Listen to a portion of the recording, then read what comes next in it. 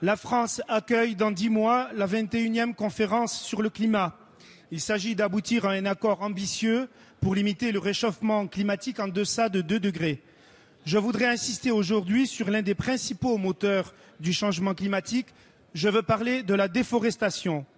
Chaque année, ce sont 13 millions d'hectares de forêt, c'est-à-dire 4 fois la superficie de la Belgique, qui sont détruits. Le commerce de bois illégal est l'une des causes majeures de cette déforestation. Il représente, selon Interpol, entre 15 à 30% du commerce total de bois. Ce trafic à grande échelle détruit le poumon de notre planète et viole le droit de peuples forestiers. La France est particulièrement concernée par ce trafic, comme l'ont rappelé ce matin des militants de Greenpeace devant l'hôtel de Roquelaure.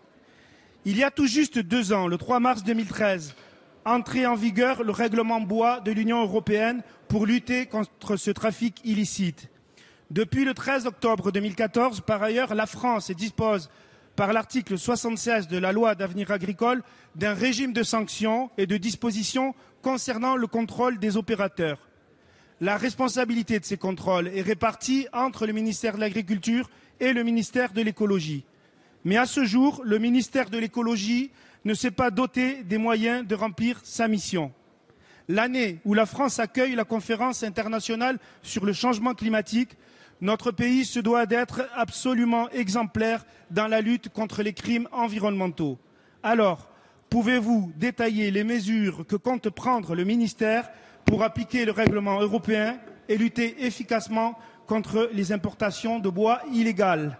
Merci, Monsieur Omegas. La parole est à Monsieur Alain Vidalis, secrétaire d'État chargé des transports de la mer et de la pêche. Merci, Monsieur le Président. Monsieur le Président, Mesdames et Messieurs les députés, Monsieur le député, vous l'avez rappelé, depuis le 3 mars 2013, le règlement bois de l'Union européenne interdit la commercialisation de bois dérivés issus d'une récolte illégale et oblige chacun des opérateurs, premiers metteurs en marché, à mettre en place ce que l'on appelle un système de diligence raisonnée. La mise en œuvre effective de ces contrôles nécessitait une phase préalable pour créer dans notre droit positif un système de sanctions. Ce système de sanctions a été adopté dans le cadre de l'article 76 de la loi d'avenir pour l'agriculture, l'alimentation et la forêt. Il découle de cette loi, vous l'avez rappelé, que les agents du ministère de l'Agriculture sont habilités à contrôler les exploitants forestiers et les scieurs et que le ministère de l'Écologie, pour sa part, a en charge le contrôle des autres opérateurs.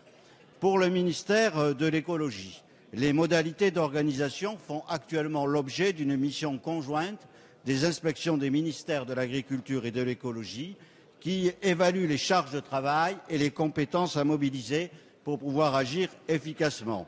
Cette mission doit rendre prochainement ses conclusions, ce qui permettra à la ministre, dans les prochaines semaines, de décider du dispositif permettant en œuvre un contrôle approprié.